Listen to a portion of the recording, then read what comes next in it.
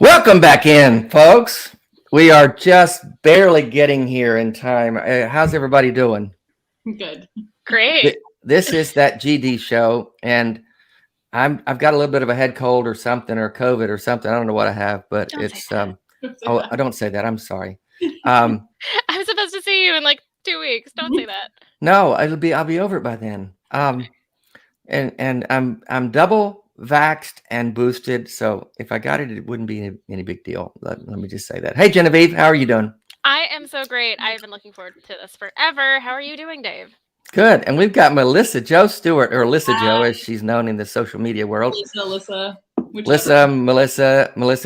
There's already a question in the chat, but because I teased this thing from Quiverfull to Witchcraft, and so somebody says she's a witch, and folks, I tried to get Lissa Jo to wear her witch's hat, but she couldn't find it, so here we are. But how are you, Melissa? I'm really good. I'm excited to be talking to both of you. Good. We're glad to have you. And Genevieve, this is a call-in show. How can folks call in? Yeah, of course. Just call 217-375-9933. We've got amazing people on the line screening all your calls to make sure that you're not trolling us.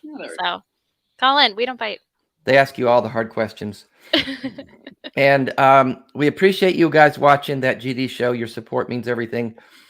If you haven't subscribed yet to our channel, what the hell have you been doing?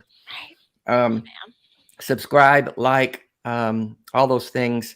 If you can support us on Patreon, that means a lot, just to help us do what we're doing. We got a lot going on, Dying Out Loud and Genevieve's work, and we get to interview incredible people like Melissa Jo.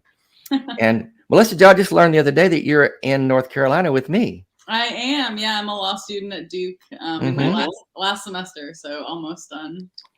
Are you so unbelievably excited to graduate? It's mixed feelings. I mean, I'm excited to graduate. I'm ready to start my practice. I'm really excited about the job I'm going into, but I also love school. So I'm a little bit sad. It's probably my last degree. We'll see. Yeah. Well, you never know. You could pile them up. A lot of people do that. If I lose my mind in a few years and decide to get something useless. And you're going to be a lawyer. Have you passed the bar yet? I guess you haven't. No, I'll take the bar in July. Providing I pass, I will then be a lawyer. Yeah, law school is fun because you spend 3 years studying the law, and that in no way prepares you for the test you have to take in order to study. I've heard that. Yeah, I've heard that. And what kind of scam they have going on? What is it you're going to be doing? I think you told us the other day, but what's your plan? I'm joining a civil rights practice in Memphis. So a lot of our clients are incarcerated people. We bring a lot of Section 1983 claims against the government. So I'm really excited. Yeah, sounds great. Well, I want to find out more about that. I'm gonna. We've got a call already. Before I get to that, I want to play. Hang on. This upstanding Christian young man. You hear that voice? I think I do. Disconcerting. So, I'm gonna play this TikTok video. This is how I first heard of Melissa Jo Stewart. I didn't know who this was, and this came across my feed, and I ended up stitching it or what is it? Stitch it. What is it you do? Duetting. Duet, stitch. I don't know. I played a part of it and then talked about it, but I hope we can hear. I hope we can hear this. But everybody, listen. Hey, babe, come here real quick. Sorry, I need help holding the phone up. Can you hold the phone up next to the mic? I'm going to play this clip.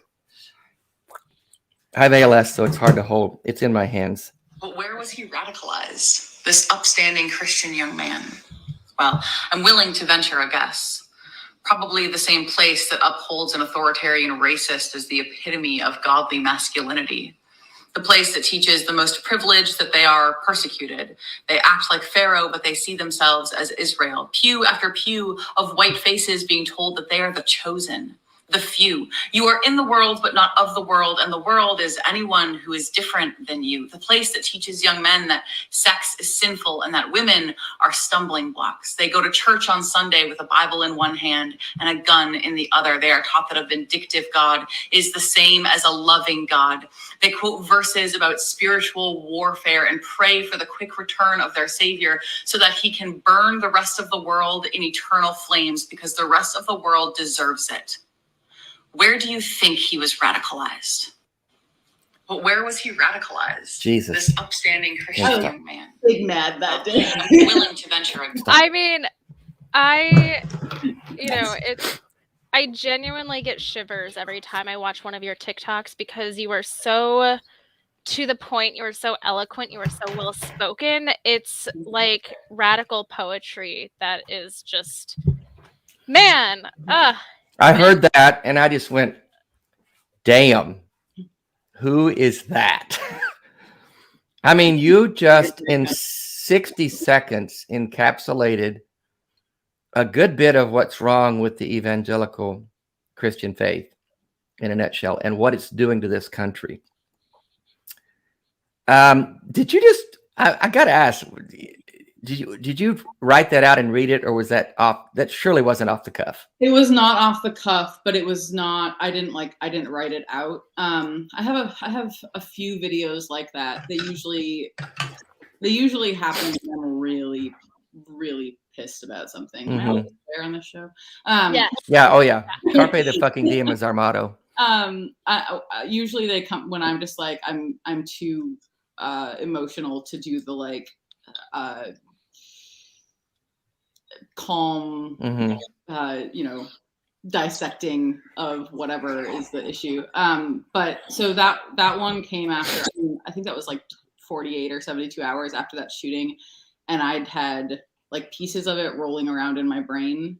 And so I kind of like, I had it formulated before I filmed, but yeah. What shooting was that in response to? Because there's so many, I can't keep up, honestly. That was the response to the Georgia shooting, where a white man, and I think he was like in his early 20s, shot up a bunch of massage parlors. His targets were mainly Korean women. And that, I mean, all of these shootings, make me mad. But that one in particular was just like the way it was covered. This like constant media trope of, like he was like a pastor's son, he was raised a good Christian boy. Like, how could this possibly happen? Which is the narrative we get every single time something like this happens. Right. Like you have the answer. The answer is in your question. He was radicalized in church. He was taught that women are stumbling blocks in church. He was taught to be racist in church. He was taught about violence in church. Like, the answer is in your question, and we're just not willing. The media is not willing to grapple with it because they're so afraid of the backlash of being accused. Did you get backlash from that? What kind of response have you gotten from saying the quiet things out loud? It really depends. So I would say like 80% of my videos, I have like the occasional troll. But every once in a while, almost always with a video like that, TikTok will decide to feed that video to the group of people I'm talking about. And then I get the rape threats and the death threats in my inbox. I turned off my DMs a while back because it was getting out of hand. And then I step away from the internet for call from. So you get the rape threats and the death threats from probably people who identify as Christians, if I'm not mistaken. Yeah, pretty much exclusively. Yeah. Let's pause and think about that for a minute. I've had the rape threats and the death threats in same messages as Bible verses. Mm-hmm. You're gonna burn in hell, you witch. You know, yeah. Depending on which part of the Bible that they quote, that actually would be fairly par for the course. You know what? That's fair. You know, just being quite honest, Dave, I'm actually, I didn't know that you were going to open with that clip, which, sorry for the warning, for not having the warning, Melissa, because I know I hate hearing my voice. Sorry, I just thought of it at the last minute. Sorry. The one thing that I absolutely hate about recording TikToks is that, you know, I have to listen to my voice over and over and over again. But I remember that shooting, it was March 2021. I think it was March 16th. And I had already, you know, unlike you, and I would love to go into like your story for anybody here who for some reason has no idea who you are. What are you doing? But I just remember from my perspective, I couldn't even find the right words because even though I've never been a Christian, I still lived in the Bible Belt. I'm still very close to people for whom it's not even just so much that he learned that women were a stumbling block, particularly Asian women, but it was this idea that, you know, lust and sex of any kind or impure thoughts are inherently evil. I had been sort of in that space to a degree just through relations with others, but, you know, as like an Asian American woman, even though I'm very white presenting, I remember that day I was just crying and my other friends were texting me, all of my other, you know, Asian American girlfriends. We were all just kind of crying together, and I could not find the words to fully encapsulate both of those sides of it, where it's the long-standing history of the fetishization of Asian women, coupled with this insane conservative, patriarchal, you know, purity culture, evangelical Americanism, and our love for guns. It was all of these things, and I just wanted to say that I was so grateful when I saw that you had the strength and the words to say what was just like so deeply buried in my heart. Well, I'm glad that it was helpful. That's always kind of my goal. If a video is not like explicitly educational, then the goal of it is usually to help people put into words or to feel less alone in what they're thinking. So that's really great to hear. Yeah. Well, yeah, and it is. And I'm sorry, Jen, if I didn't warn you that I forgot that might trigger you, and so. I just kind of flew off the cuff there with that. Yeah, no, it wasn't triggering. I'm so grateful that you brought it up to begin with, and that you brought it up, you know, in March last year. So. Mm-hmm. Well, I want to. Sorry, go ahead. No, go ahead, Melissa. Oh, I was just gonna say, I always feel like I'm very much a words person. Like, you know how people get like songs stuck in their head? I get like phrases stuck in my head or like certain words stuck in my head. Mm-hmm. And one thing that like TikTok has actually been somewhat helpful to me, because I've realized that like if I can't express it in like a 60-second video, then I probably haven't fully processed it yet. That's really well said. Yeah. Something I can't, like I need words to process things. Yeah. So that was like, I think that was like going on 72 hours of just like walking around in a blind fury. Where that video came well, I think you're right, and TikTok forces you to distill your thoughts into very succinct patterns, so that you're not just rambling and saying. Sometimes we just use way too many words to say what we need to say. Yeah. And the cool thing about TikTok, it forces you to focus your narrow it down and get the right words out, so that you don't babble like I'm babbling now. See what can happen if you don't have a limit. See what I can. It's one of the challenges, right? Is boiling down, like being succinct without losing nuance. That's like a constant kind of tug of war. Is how do I say this in 60 seconds without erasing all of the nuance from this conversation? Well, and it gave me a really peek into who you are and what you're about. We're going to get into your story a little bit. From what I understand, you grew up next to the Duggars or something like that. No, next door to the Duggars. Theologically adjacent. Theologically, yes, theologically. I like to tease people with just these word drops. We've got on Joshua Duggar's sister tonight. No, just kidding. No, Stop with that, Dave. We got a call. Let's get to a call before this completely unravels. I told you guys I had a little head cold, so I'm not responsible for what I say or do. We've got Gavin, he, him, and abandonment of faith can be harmful to people. Well, let's talk about that. Hello, Gavin. Is it Gavin? I'm sorry. It's Gavin. Gavin, hey, how are you? Good to have you. Thanks for calling in.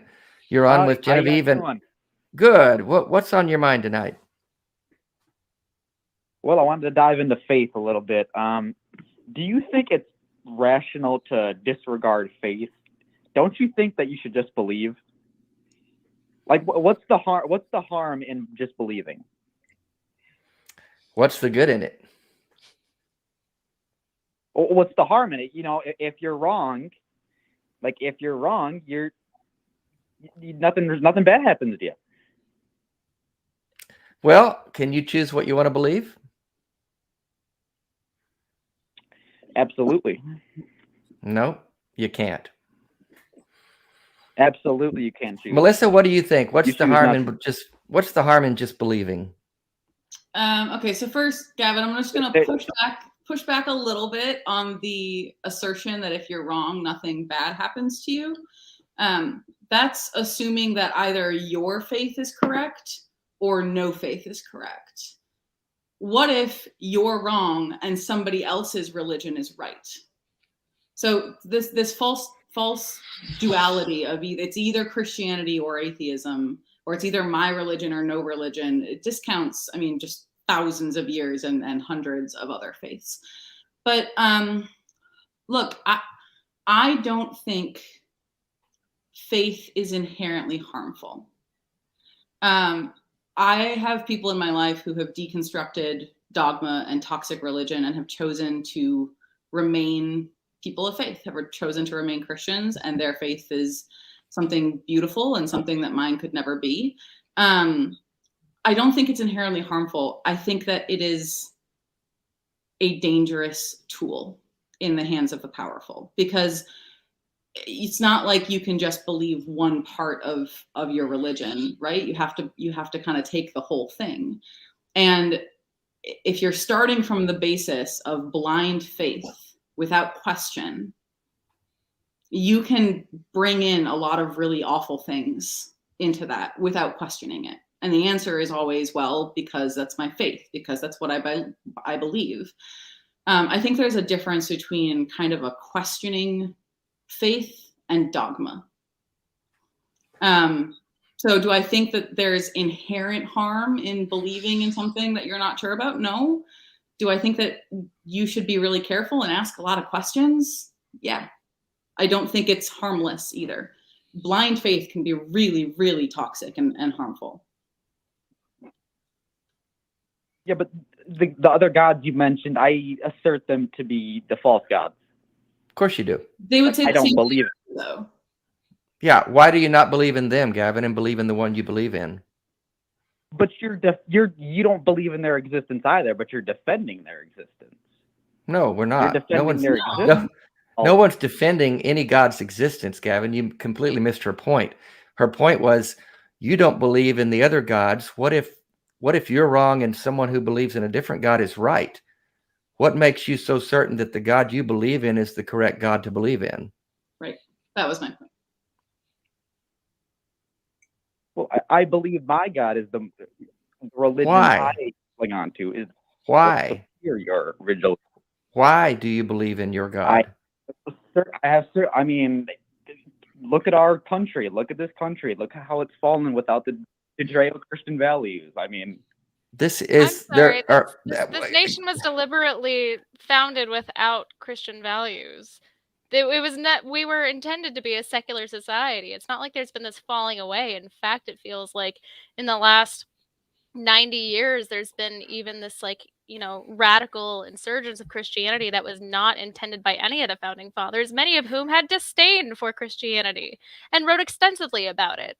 Now, a lot of them were bastards, but that's sort of beside the point. I think it's interesting that you are asserting this correlation between a fall from, Christian values to clearly God must be real, when there are so many different angles you could look at. You could look at the way that fiscal policies have sort of like destroyed the middle class, and how capitalism has created this massive income inequality and where we are all suffering. There's very real things that you could study, and it feels very lazy, if I'm being quite honest, to claim that we are only suffering as a nation because we're not Christian enough, when we are so radically Christian that it's causing quite a bit of harm to people. We're the most Christian country in the world, Gavin. Yes, but Don't you you're asking realize me to that? You're asking me to disprove the gods you don't believe in. No, we're not. asking you to No, do anything. no. You keep going back. You built a straw man there, Gavin. No one is saying that. We're asking you to give us a reason for why you believe in the God you believe in, and you don't have one. You just don't. I told you the other gods are false gods in correlation with the. And real God. Melissa's Obviously, point was there's only what? My point is, how do you know that? That's my point, Gavin. I understand that the other gods are false gods from your point of view. I'm not saying the other gods exist either. I'm just saying it is as likely that they exist as it is that your God exists. And this is where we come to the difference between faith and dogma, right? For you to believe in something that may or may not be true is fine. But to assert that as like indisputable fact is where the problem comes in. I'm an agnostic atheist. I'm not saying God isn't real. I'm saying right. We're saying we don't. I'm the same. I'm saying I don't know if there's a God or not. I don't see any evidence for such a God, yours or any of the other number of gods that are in the world, past and present. You're asserting that there must be a God, that it's either your God or someone else's, and you want us to disprove the other ones. I'm saying, and I think Melissa's saying, and Genevieve is saying, there's a good chance there's not a God at all. Period. Yours or anyone else's. So give us good evidence for why we should believe in your God, Gavin. Atheism still hasn't proved it. That hasn't been proved though. They What's can't that? prove there's no God. But we're not. No one's trying to prove that, Gavin. You keep building a straw man, and we're going to keep knocking that fucker down because that's not what we're talking about here. I didn't mean to interrupt you, Gabe. That's okay. Dave, I find it interesting, Gavin, that you claimed that abandonment of faith can be harmful to people, and that you think that there's nothing wrong with faith, when we literally just finished a 5-minute conversation about how one man's faith led him to murder multiple women. Can you really claim that faith? What are you referring to?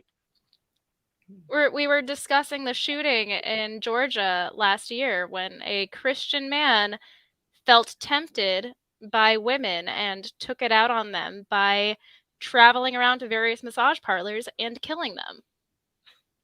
I mean, you could also, and this is a thing to understand too, is that faith applies, which we've been trying to tell you, is that faith does not exist in a vacuum, and your faith is not the only faith.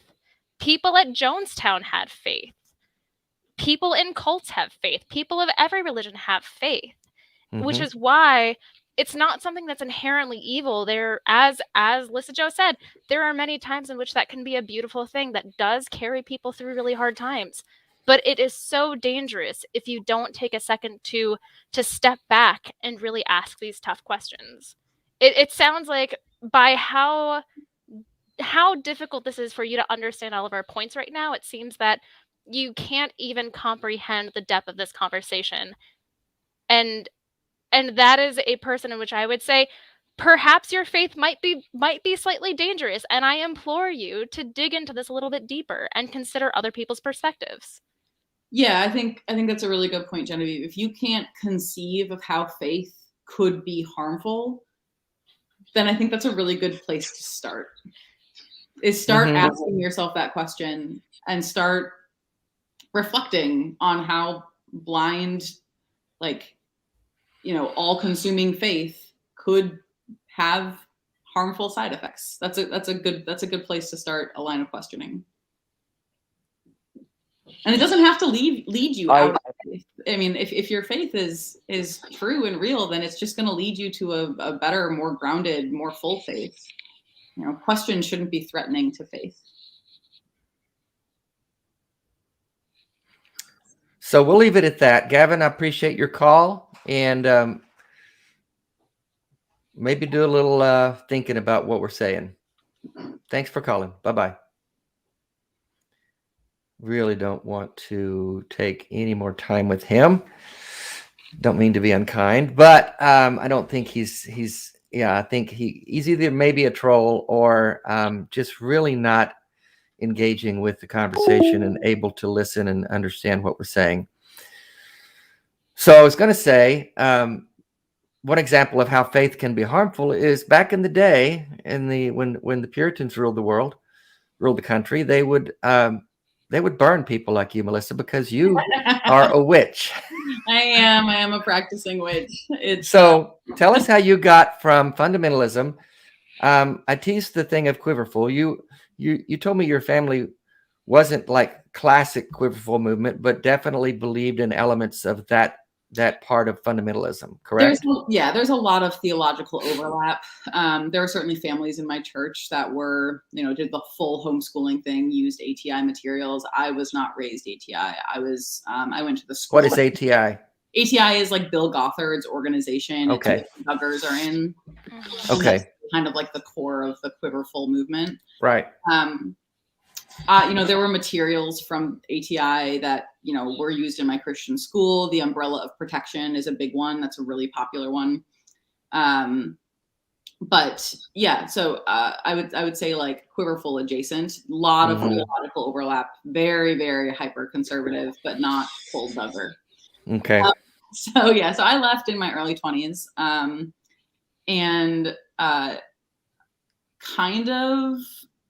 It took me a few months after leaving, but eventually went cold turkey on Christianity.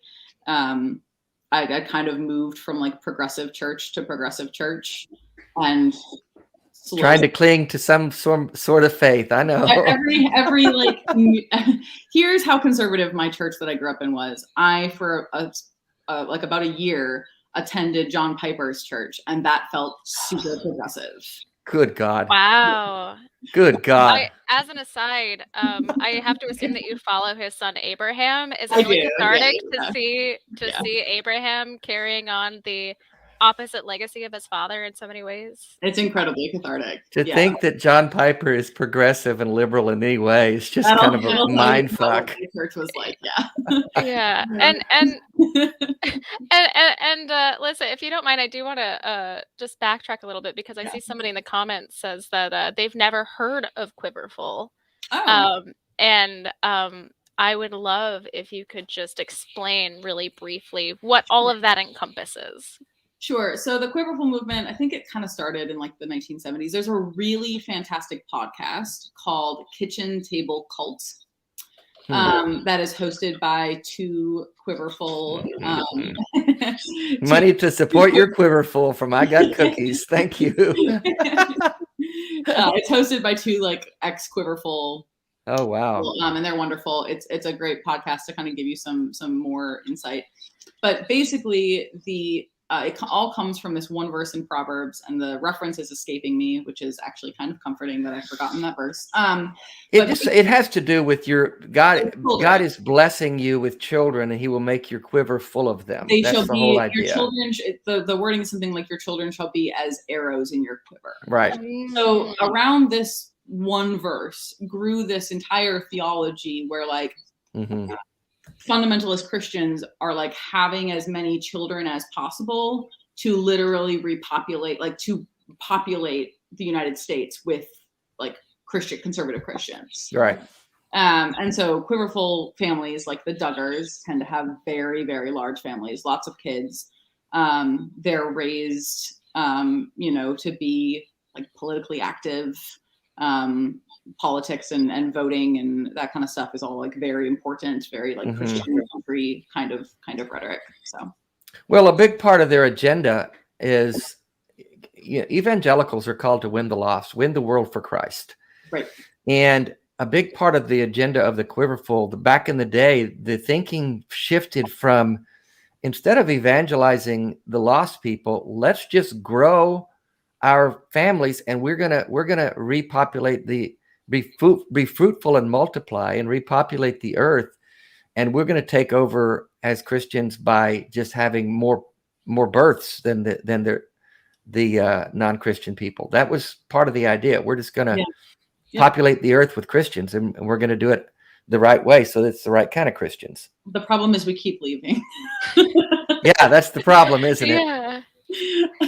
It's hard. And you know what's hard, Melissa Jo, and it's, I think that's the thing that fundamentalists have the most trouble with, is back in the day, you could keep people isolated by homeschooling them, not letting them go anywhere and do anything, because there wasn't the internet and people couldn't research things themselves.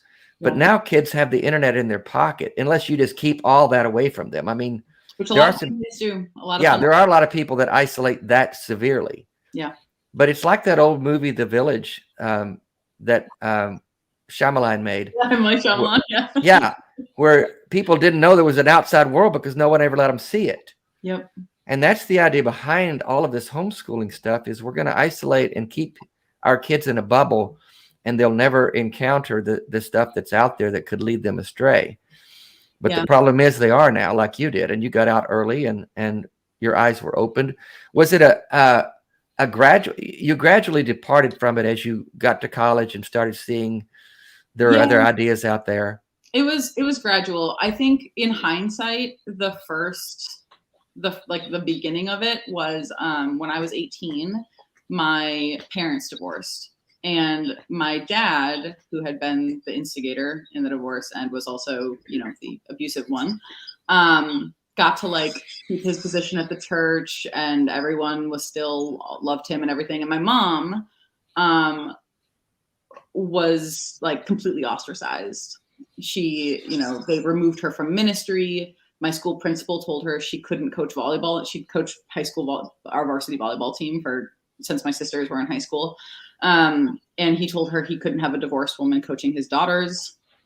It was just, and looking back, that was probably my first step out, because it was just, it really pulled the curtain back on this place that I considered family. So in that culture, a divorced woman was tainted, regardless of why she got divorced. Yeah. Yep. There was no excuse for you being a divorced woman.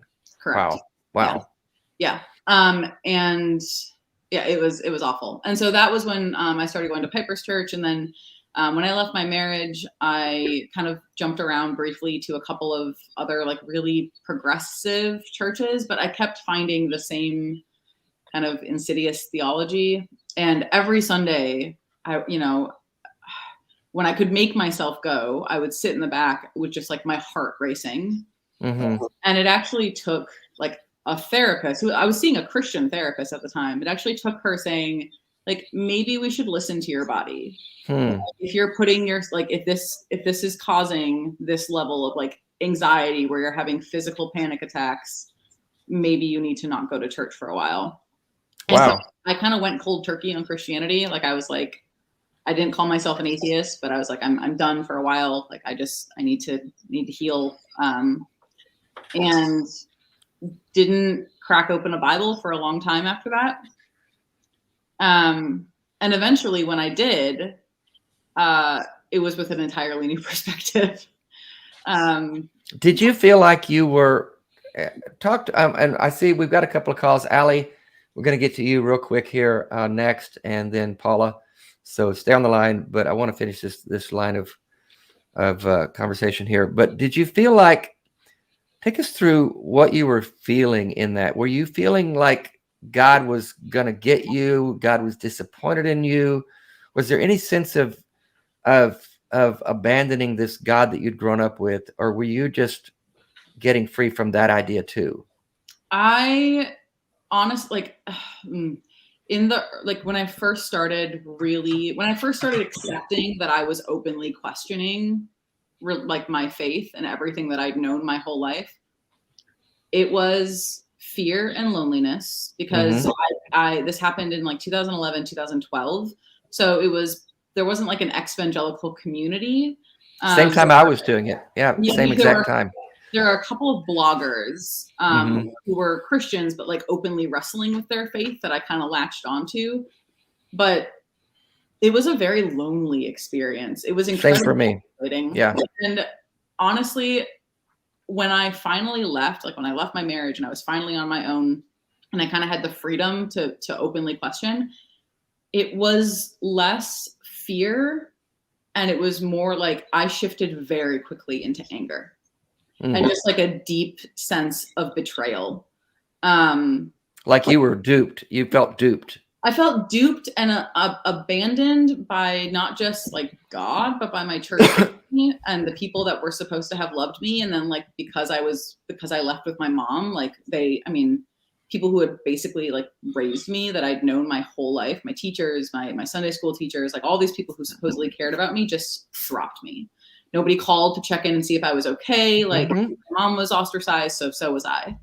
Wow. And so really angry and abandoned. And that was kind of when I came to the conclusion that like, this is back when I still believed in God, that God was either good or he was omnipotent and he couldn't be both.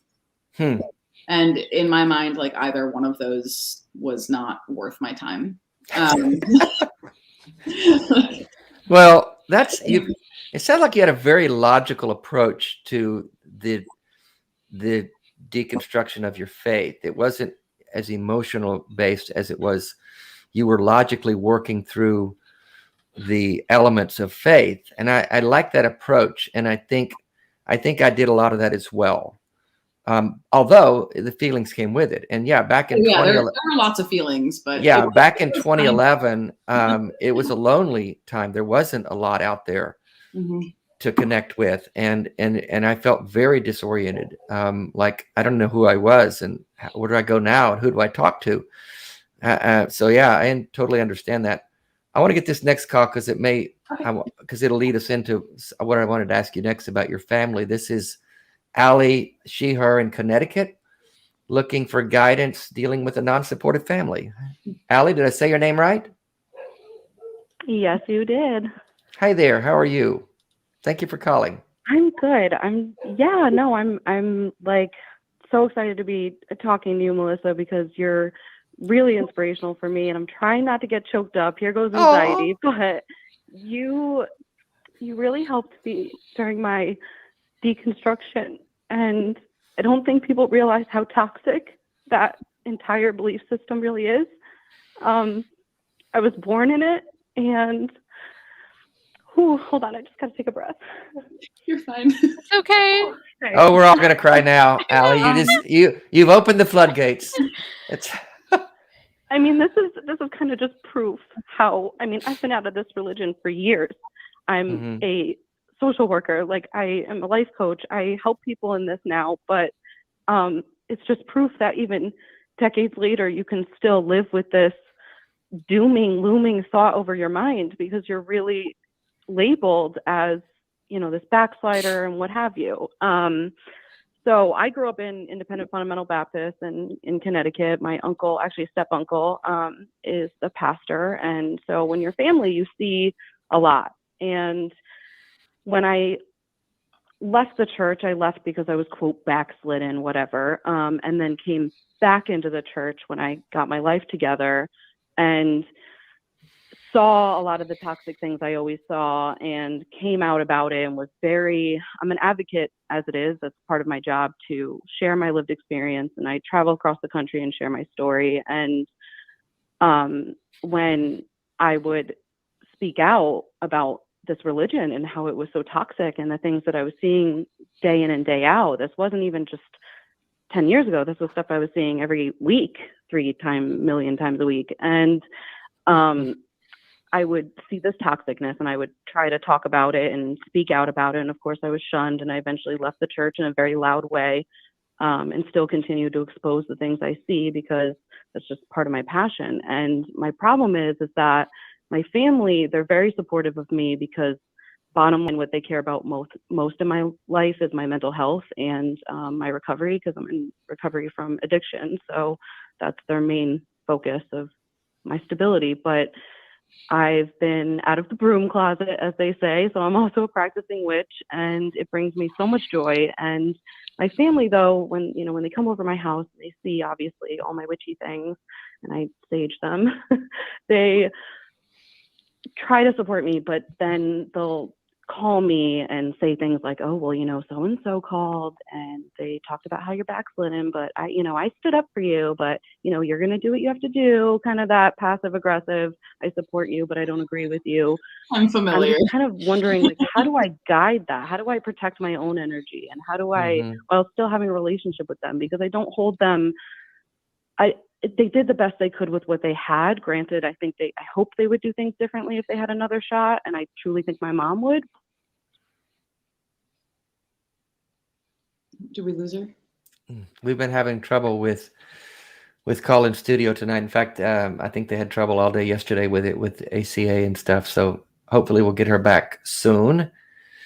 But we can at least hopefully answer the question off the line. Hopefully she'll be listening.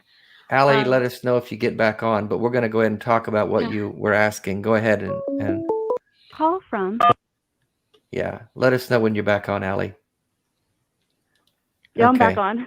Okay, good. Oh, hey! Yay! We lost you for a minute. Thank you, Greg, for your support, by the way. We had a break there. Go ahead with you were asking about how to deal with non-supportive family and what to do with that passive aggressive stuff. And how to just kind of protect my own energy and still respect them, but also be firm in my boundaries too. Yeah, I feel like Lissa Jo will have so much more to say than I do, but I'll keep my part brief. I guess I just wonder, from your perspective, does it seem like they're intentionally bringing this up as a way to sort of inject this reminder that you're not necessarily doing what they want you to do on purpose? I know that's kind of a weird question, but it's like there's some situations where someone's like, oh, by the way, so-and-so called and asked why you haven't been to church, but don't worry, I'm one of the good ones. I told him that you'll come on your own time, versus like, somebody else who's like, yeah, people are still asking about this. What's going on? There's so many different questions that are sort of hidden behind the same language. And I think it's important to kind of parse out what their intentions are, and just making it really clear with them. But please, Lissa Jo, your thoughts. So first of all, thank you for your incredibly kind words. That's like most of what I'm trying to do on TikTok, is just to make people feel seen and less alone, because I know how just excruciatingly lonely deconstruction is. So it was, thank you for sharing that. So when it comes to like my witchy practice, there's a reason that I'm very open. I'm an extremely online person. I mean, between Twitter and TikTok, I'm very online. And I talk about my practice. It's like the quietest part of my online existence. I think I've mentioned it like offhanded, maybe once or twice in a TikTok, but very, very personal. And the reason for that is that, and maybe we can talk about this a little bit later, but part of the reason for that is that it was a hard won thing for me. Having, like developing something ritualistic and, and even spiritual, was such a hard fought healing moment for me. In my recovery from religious trauma, that I have been very hesitant to open it up to criticism. So, I know that my mom is very, very generally supportive, but I know that like, I know that being a witch still like freaks her out. She doesn't understand it. She doesn't know. And I think my best advice would be, if your family is generally supportive, and you don't feel like this is, malicious, my suggestion would be to say, look, this is something that's very personal to me, and this is something that's like very precious to me. That's the word I use when I tell people about it. It's something that's very precious to me. And I'm not super comfortable. Like, I would really rather not talk about it, or I would rather, you not bring, like, if you want to ask like sincere questions, like I can answer them, but like figure out what boundary you need. And then, if they're generally supportive, and if you don't feel like these things are malicious, like the passive aggressive things, it's okay to just voice a boundary. Mm-hmm. And then if, and then once they know about that boundary, then it's up to them whether or not they respect it. And then you can react accordingly. But, I think a lot of people don't, it's difficult to be respectful of things we don't understand, but people understand clearly established boundaries. Mm-hmm. So, you can say, I'm not comfortable, this is precious to me. You don't have to understand it, but like, I need you to not bring it up like this because it's meaningful to me. Yeah, my experience with non-supportive family, I'm not a witch, but I did leave their precious faith. And so like my mom is never, for all these years that I've been an atheist, which is 10 or 12 now, she just has had a hard time embracing it and being comfortable with it. And I understand it.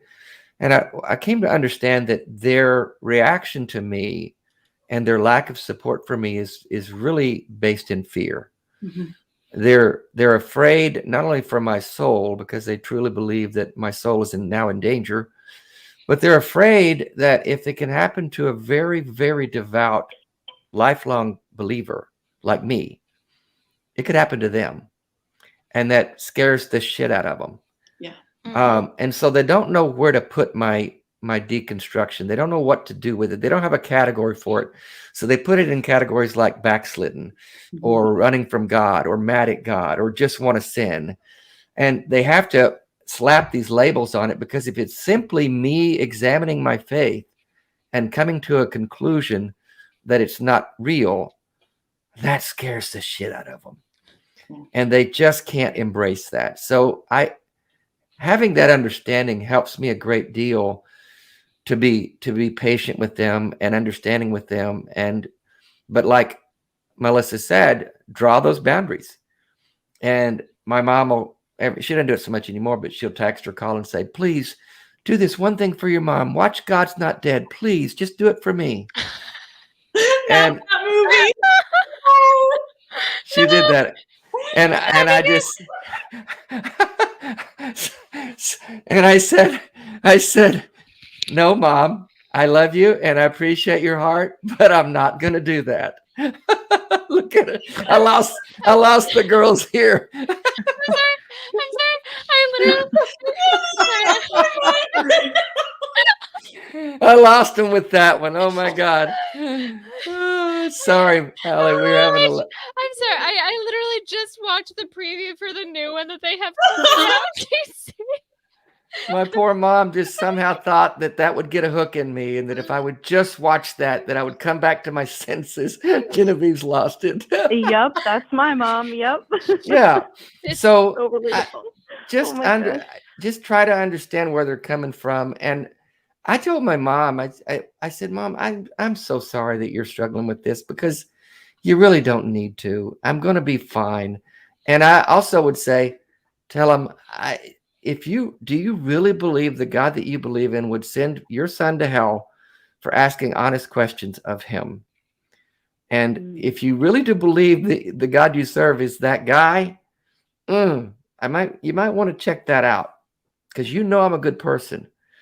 So I'm sorry that you're dealing with that, Allie. I know it's tough. I hope what Melissa said and what Genevieve said is helpful in some way.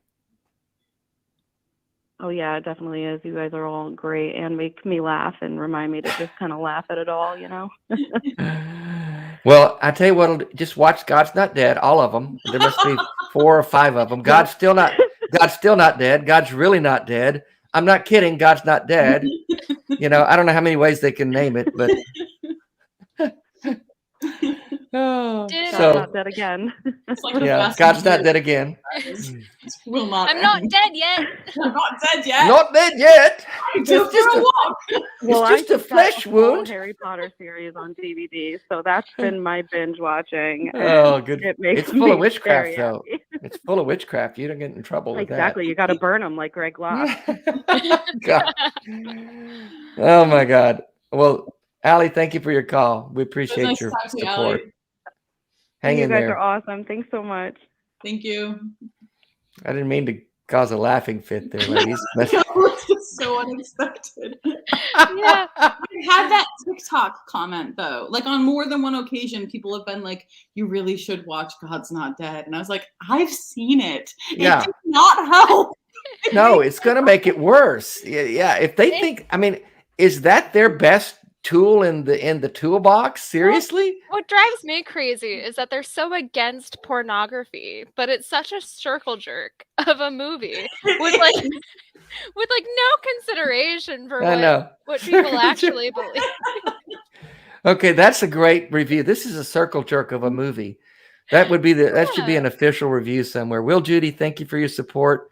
Thank you all for providing a safe, calm space to exist with the coolest, like-minded folk around. Thank you, Will. That's kind words. So a lot of chat also. Derek Cruz, thank you for your support. Such a great show.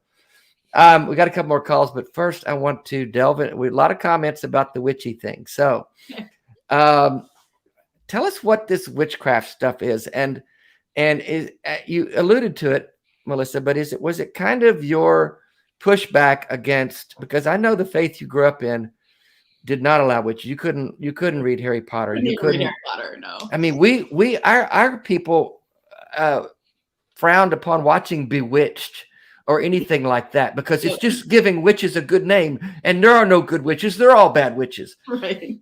Yeah. So tell us about that journey for you, that part of your journey, and then we'll take a couple more calls.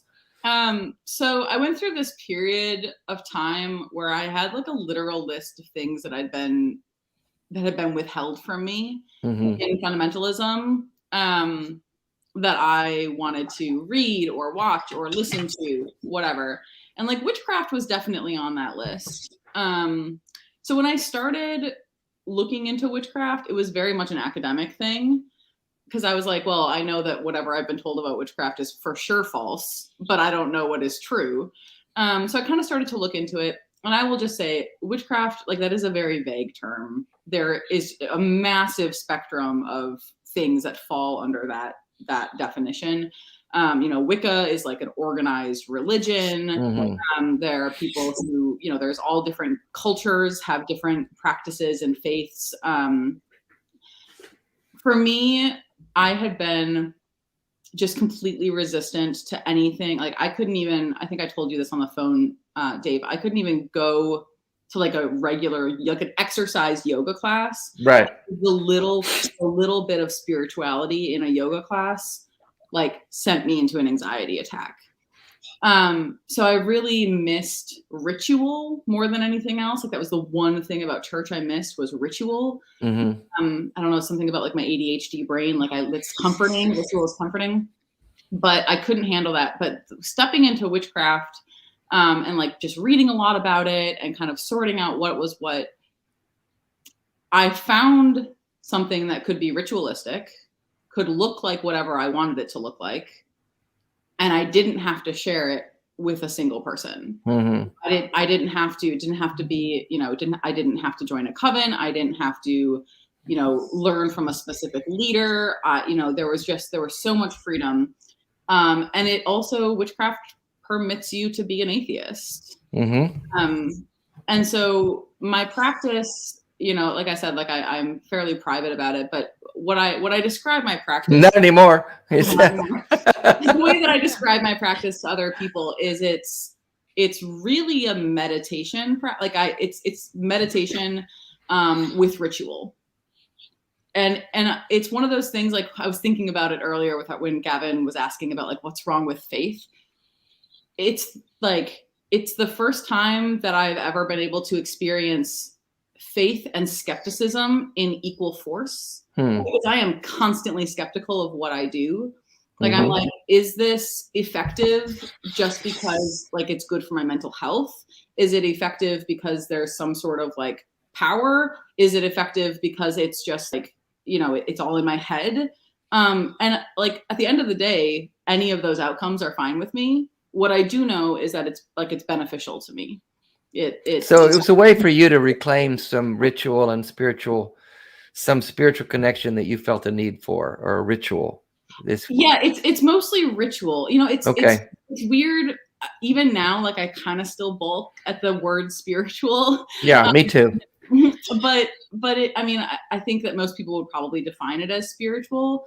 But it's very internal for me. It's very much like I don't think that I get any power from deities or anything like that. Like there's nothing outside of me that I am believing in or putting faith in. It's very much an internal practice. But the ritual and the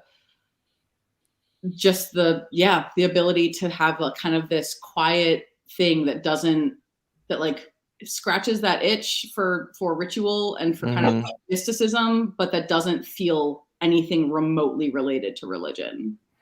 Has been incredibly rewarding and healing. So. And Genevieve, you practice some witchcraft too, is that right? Yeah, I do. And it's funny, just like you, I don't really talk about it at all. And granted, the irony is that I've been so busy that I haven't really been able to do my practice. But when I'm busy and stressed out, that's kind of what I need to do. And I actually, which is interesting too, because one thing that I knew about you was that you do have ADHD, which I do as well. But I didn't know about your witchcraft until last night when we were talking on the phone. But you are so right about the power of ritual for anybody, but I think almost in particular for people like us who have ADHD, we sort of need this structure. And at least for me, my practice is not like I am a skeptic, agnostic atheist. I don't believe in deities, but with my ADHD, I can get really overwhelmed. I can get really anxious. I can get sort of caught up. It's like there's 30 channels that are just flipping through my mind, and I don't have the remote. Somebody else is flipping it. And so at least for when it comes to like spells and witchcraft, it's a meditation where I'm tangibly touching like rocks or dirt. And I am like putting a physical symbol of things that I'm feeling and like emotions that I need to hold dear and kind of remind myself. It's like it's a way to slow down that channel surfing. I tried. It's funny you say that, Genevieve, because I tried to develop a meditation practice like completely apart from like spirituality. I tried to just develop like a meditation practice apart from, and couldn't do it. Like it was completely incompatible with my ADHD, but witchcraft gave me like the tangible ritual part of it to allow my brain to like, to learn how to like, to allow my brain to slow down like that. Yeah, absolutely. And now for me, I try to start and end my day with a yoga practice, which is also, it's a meditation. It separates me from everything else that I need. But it's mobile. I can actively do things and engage my brain. And even if that's just yelling at me to be like, no, shut the fuck up. Don't think about that meeting. Like, just get back on your mat. You know, witchcraft does the same thing for me. And this is, you know, it's one of those things where it's like, you know, people will knock. I notice this a lot with atheists and the atheist community is that they will knock anything that is not, you know, this sort of like standardized gray, this is how the world is and this is how you should operate and you're an idiot if you don't do this. Yeah, there's a lot of groupthink even among atheists, which is unfortunate. Right. It is. And that was something that drew me to you so much, Lissa, was that I think, in fact, that when we became mutuals, it was when you were sort of speaking out against this this trend in the atheist community where, you know, white male evangelical pastors will lose their faith and then become preachers of a similar dogma just on the other side. I didn't do that. I'm not that guy. So you're not. No, you're not. You're not. Not at all. But it is. Yeah. I mean, I think that's where like the word deconstruction, which is kind of being like wielded right now by evangelical leaders as like something synonymous with just loss of faith. And I like that bothers me so much because you can lose your faith. You can go from being the most devout fundamentalist Christian to being an atheist and never deconstruct. Yeah, that's because true. you can take all of the toxic patterns and practices and beliefs and thoughts and need for like definitive answers and the need to be right and the need to evangelize, and you can take that right on over into atheism and be like an internet atheist bro. It's just it's a different kind of dogma, and that's, you touched on it earlier. It's not the belief that's harmful; it's the dogma, and it's true regardless of what flavor that dogma is.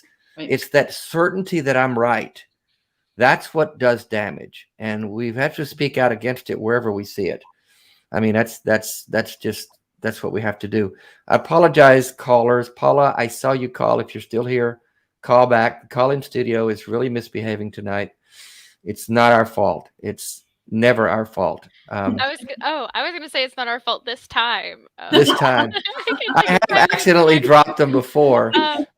Let's take a call from Correa. She's a regular, and she wants to ask Lissa about her path to deconstruction. She, her from Missouri. Hey, Correa.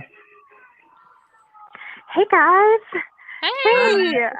I'm so excited to be able to talk with you guys. I've been such a big fan of Melissa, and I basically stalk you on Twitter. But I was going to say that name sounds familiar.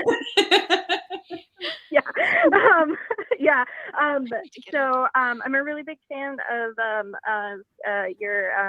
your content on both TikTok and on Twitter for how you fight. I feel like you're just I would say I really fight for people who or like really love people who fight for truth, and like I feel like you just are like a champion for that, and I had no idea that you're a witch, and so I just find that really fascinating. Now that I have been deconstructing, that is just something that I literally have like a group of friends that are witches, and they've been inviting me to things that I've been learning. Like I was invited to Sanheim, and so that was fun to be able to just be able to be part of that.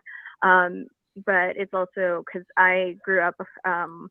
I've been having to deconstruct from really toxic theologies, but I feel like I was like one of the lucky ones, because even with having to deconstruct from purity culture and, the shame of, having to learn about like the, sinful nature, I went to like a pretty, I went to like a pretty progressive church, like there was someone who was always like never wore shoes, and like my pastor would like worship to like U2 songs, like he was pretty, like they were pretty out there.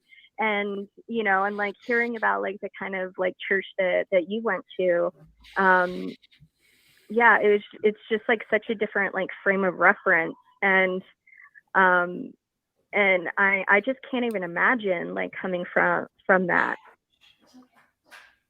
And yet like it like gives you such a fire to, and then like, and like you're like, I just have such an admiration for you and the way that you take that and then like want to use that to like fight for human rights and for like, I'm just such I have so much respect for you and all.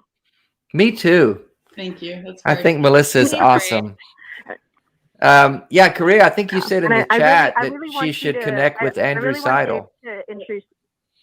Yes, that's I was like, I really want, he needs to introduce you to Andrew Seidel. Do you know Andrew Seidel, Melissa? Do you know who that is? Oh, you guys haven't met? Oh my goodness. Yeah. He's a civil rights lawyer. Have you read?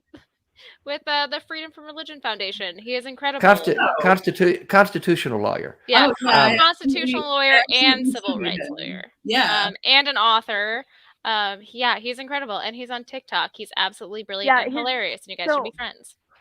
Greg Locke burned his book, The Founding Myth, Why Christian Nationalism is Unconstitutional. I do know who that is. Yeah. That book is on my bookshelf. Oh, there you go.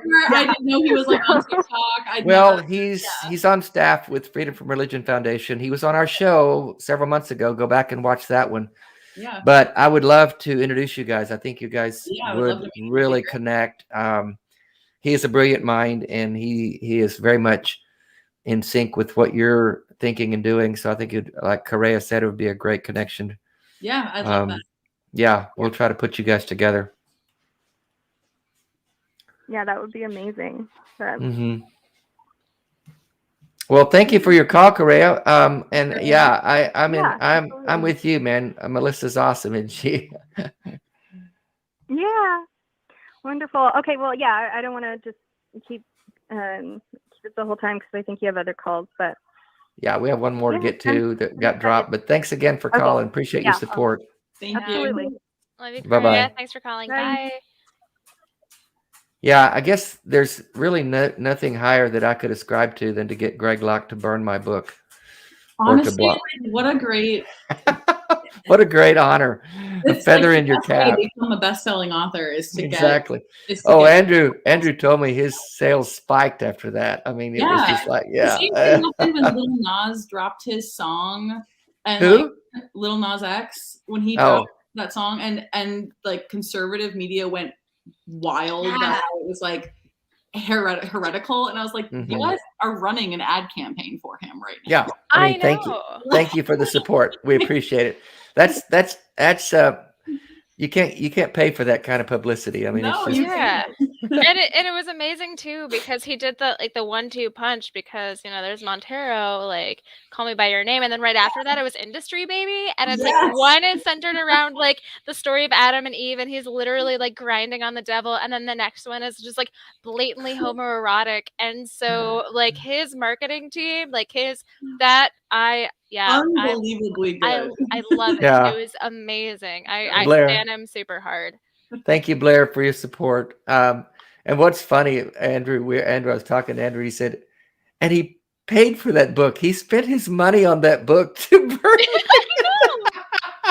That's a really good point. Oh my God, you gotta be kidding me. I was out of town when we had Andrew on the show, but I was really happy that he follows me on TikTok. And then when somebody threatened to report me into the FBI for educating them about how America is not a Christian nation, Andrew chimed in right away and said, "Hey, I'll be your lawyer. I'm officially a TikTok lawyer now." That's awesome. It was great. I love him so much. Yes, asexual atheist. Thank you for your support. That if Locke burns your book, he has to purchase it in order to do so. That's funny. Yeah, and so Melissa, I know we've talked a good bit about how you went from this journey of fundamentalism to progressive Christianity to witchcraft, but then you're also in law school right now, and you're about to be a civil rights lawyer. And I've noticed that with a lot of Christians, one of the hardest things is that, when you are a believer, your wants and your needs and what you want to do is sort of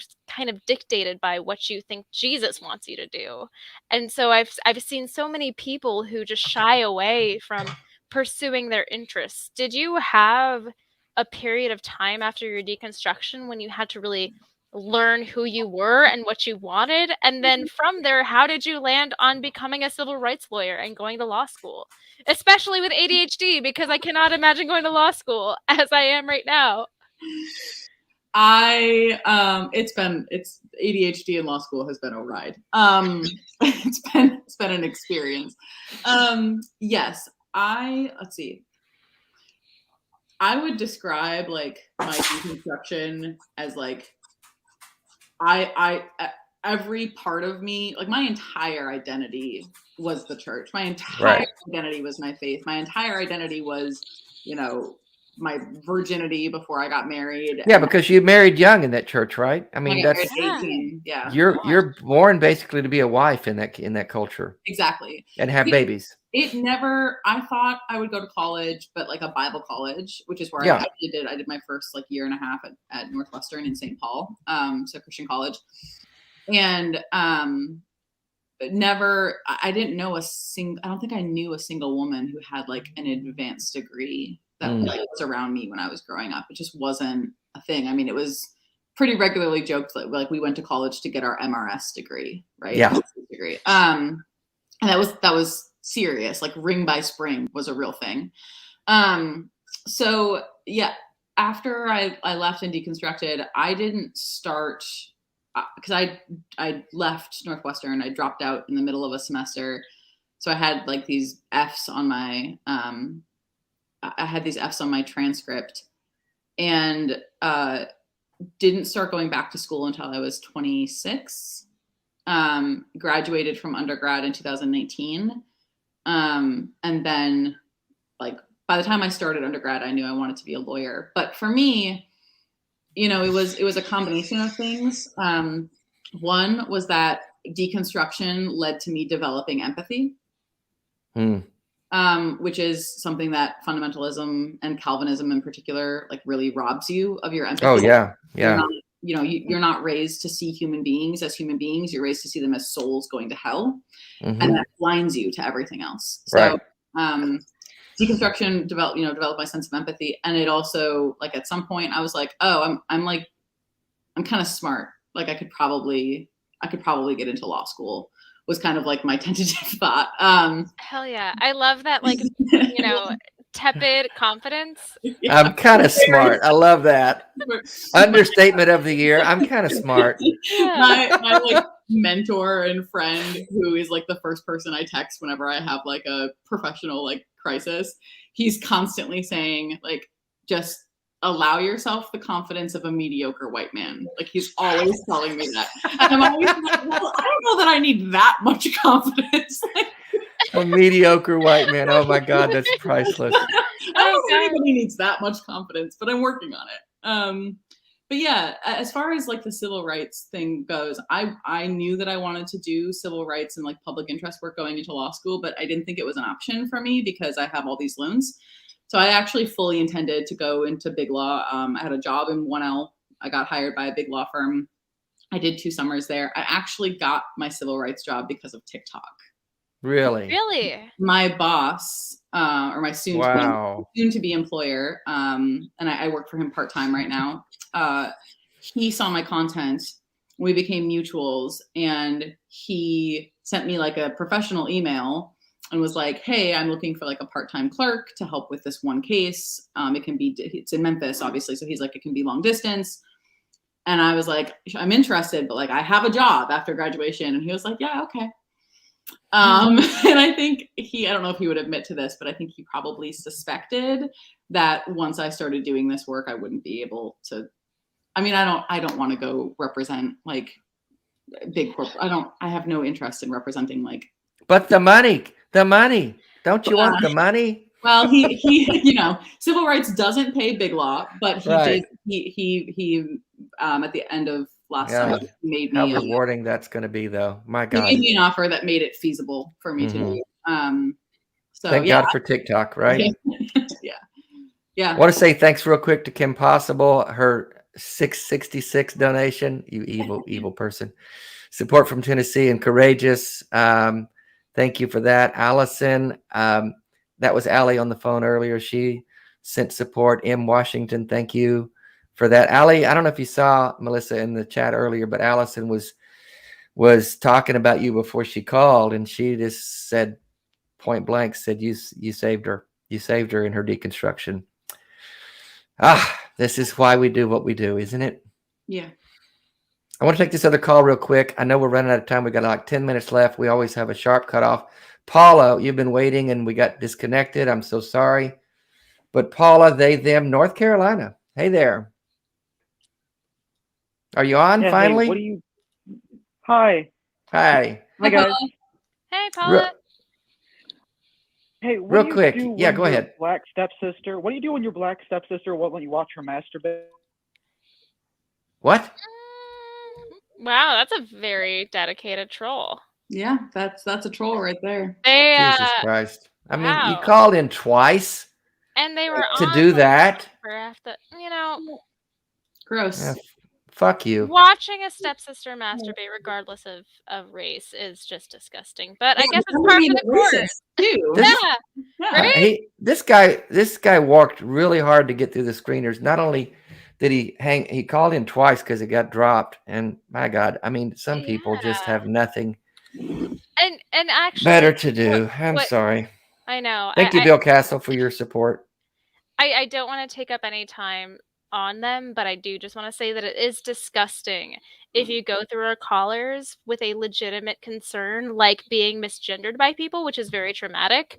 Right. Hey, fuck you. Well, that's how they knew they would get through is putting up some serious issue that we would want to talk about. But co-opting trauma is not a good look. But anyway, that's a sad human being there. Kids at home, don't do that. Don't be that guy. Don't be that guy. Don't be that. Melissa, you've got a big family. I do. I'm the youngest. A lot of siblings. Youngest of 5. Yeah. How are the others? Are any of the others deconstructed? What's the story there with the family? I don't. That's an interesting question. I don't want to like put the word deconstructed on any of my siblings if they wouldn't, use that term. I know that my two older brothers, neither of them is religious.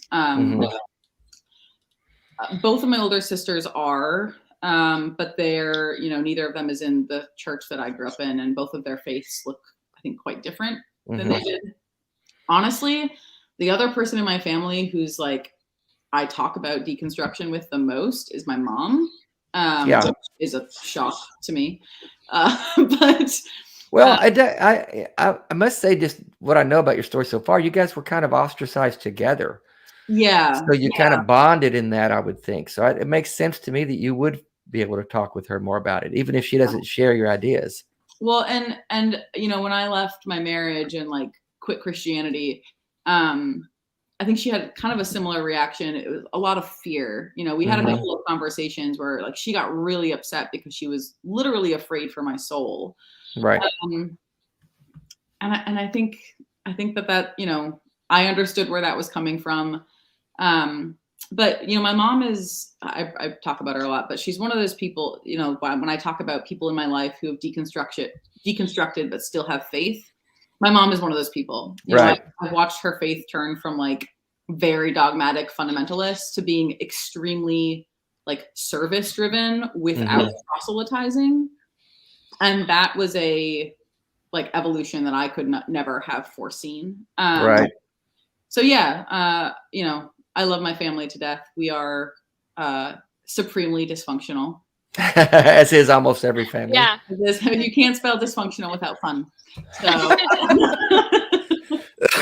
Courageous, before we run out of time, Correa had a question in the super chat that I wanted to get to. You've mentioned the way fundies approach the Bible and constitutional law is similar. Can you talk more about that? Yeah, I just wrote like a 30-page paper on this. Oh, wow. Yeah. Can you send that to me? It needs some, I'm polishing it, but yes, I can. Please. But so it took until like the second semester of law school for this to click for me. So my second semester of law school, I had con law, and my constitutional law professor, like this class, I mean, I have friends in law school who are much better at law school than I am, smarter, better grades, whatever. And this class was just like the easiest thing in the world. I mean, I don't think I took a note the whole semester, and like it felt so right in line for me. And I had friends who were just lost, like 3 weeks into this class, just lost. And then I went to my professor's office hours and I sat down and I looked at his bookshelves, and it was like Catherine of Siena and like all of these, like, he clearly has a background in theology. And I was like, why is Julian of Norwich on your bookshelf? And he was like, oh, Dame Julian. Oh yeah, I have a PhD and like I have a divinity degree. And I was like, oh. And that's when I started to notice that law school teaches the Constitution the way that Christians teach the Bible. And it's not perfectly analogous, but there's a lot of overlap. So you have kind of your originalists, which are very much in line with your biblical literalists, which have this like need for text to have one unchanging meaning. And then you have different schools of thought. But the general idea is that, with Christianity and with law, we're all starting from this baseline assumption that this text is the ultimate authority. So no matter what your school of thought is on the Constitution, you still believe that like if something's unconstitutional, then it can't be law. And the same thing with Christians, right? The Bible is kind of the ultimate authority, however you interpret it. And the like conservative love of originalism makes complete sense to me, because they have that, it's comforting. Like originalism feels correct because most originalists are also biblical literalists, especially if they're not like lawyers.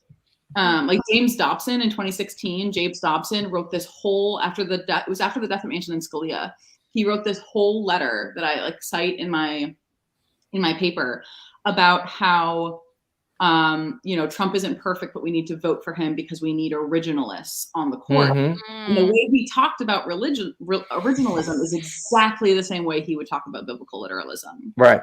So there's, and once you see it, you can't unsee it. There's so much overlap in hermeneutical methods in constitutional law and biblical interpretation. So it's that black and white thinking. It's that lack of nuance. That continues to be a problem, if you ask me. Yeah. Well, and it makes followers feel safe. So this is something that I explored in this paper, is that, when you're talking about like the Trump movement, which is like a populist movement, right? Anti-elitist, anti-authority. Originalism is like the most elitist form of constitutional interpretation. Only the Supreme Court can practice originalism. All the other courts have to do what the Supreme Court said. So there's like 9 people who can even judge based on originalism.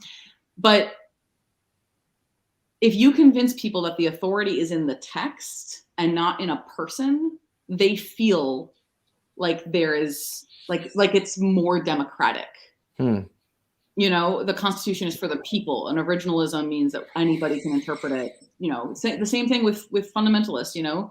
Oh, it's not me saying this; it's what the Bible says. Yeah. But if you come to a different conclusion, then you're out. Yeah.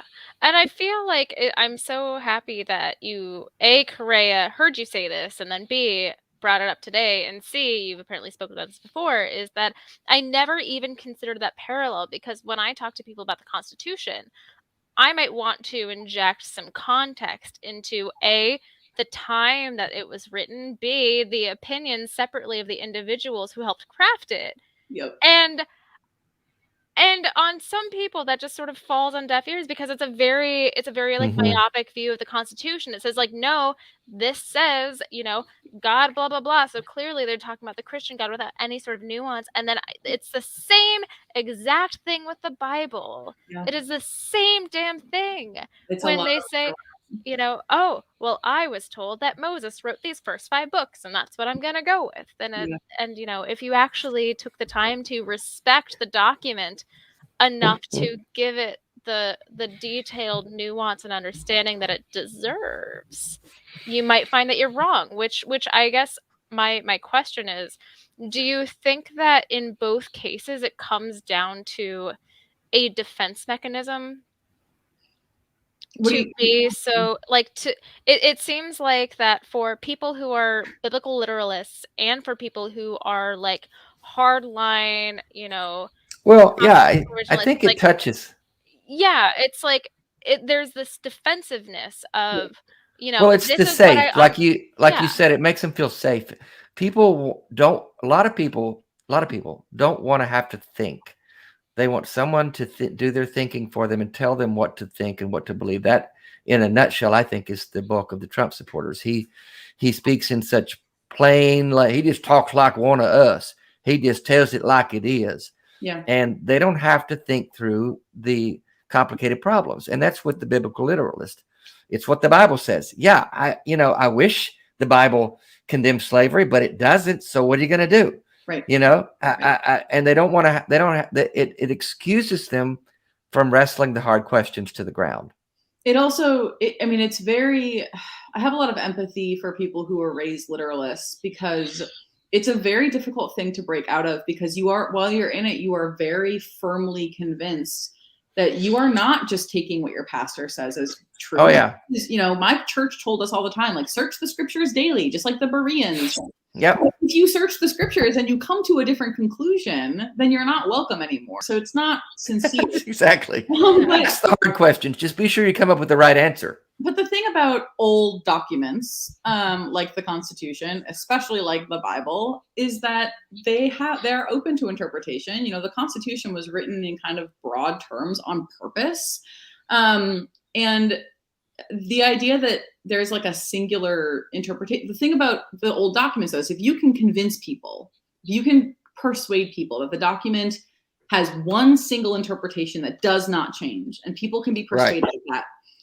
All you have to do then is tell them what the right interpretation is, and they will buy it hook, line, and sinker. That's exactly what happened with the abortion debate. I mean, pre-Roe v. Wade and for several years after, the Southern Baptist Church was explicitly pro-abortion, was explicit that the Bible was silent on abortion, and then lo and behold, a few years later, they suddenly have these Bible verses that are very clearly anti-abortion.